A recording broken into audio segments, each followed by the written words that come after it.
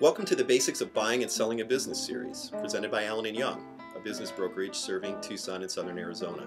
My name is Jeff Abbott. I'm the Director of Operations at Allen Young, and this is Episode 3, entitled Coin Laundries. First, let's talk about pricing coin laundries. The first thing to remember is that while there may be many coin laundries, each one is unique. The principal factors that will influence the price of these businesses are the following. Location.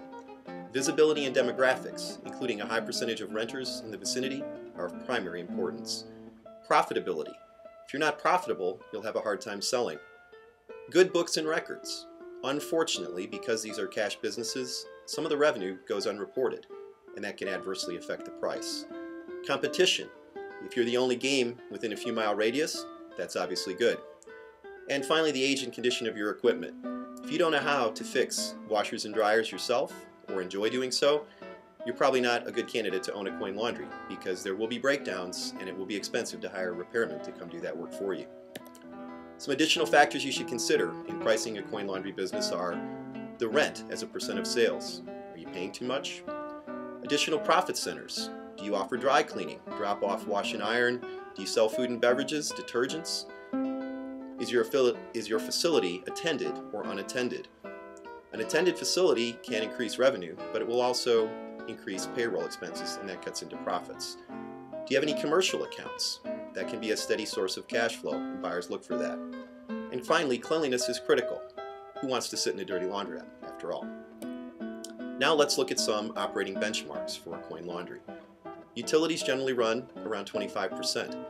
Payroll and labor, about 8 to 10%. Occupancy cost, rent, typically is about 25%, and therefore your gross profit you should look for at about 50%. The advantages of owning a coin laundry business can be very attractive. For example, an owner can spend less than full time there and still have a steady cash flow. Cash flow is usually pretty good, and you can add additional profit centers limited only to your imagination. There are some disadvantages to owning a coin laundry, and let's discuss those. Security can be a concern, particularly in a low-income neighborhood. And competition can be high and barriers to entry are low. Competition can spring up quickly.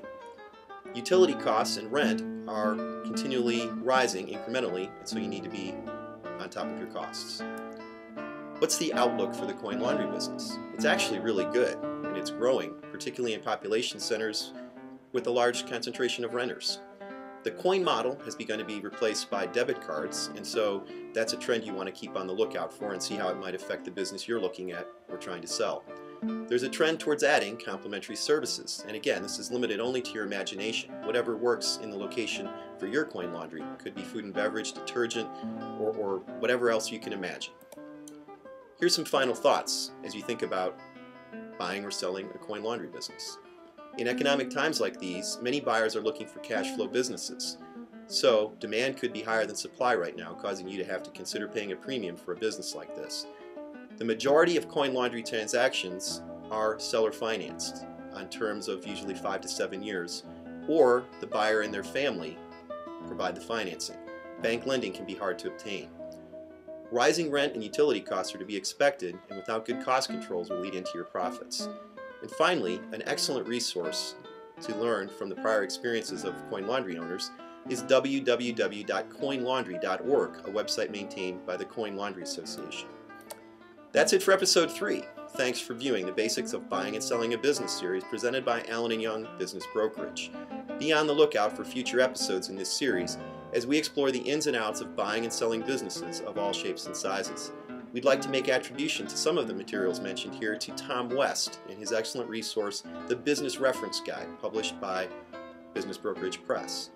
If you have any questions, or should you want to see a full list of resources, please contact us or visit us at www.allenandyoung.com. And remember, it all begins with a handshake.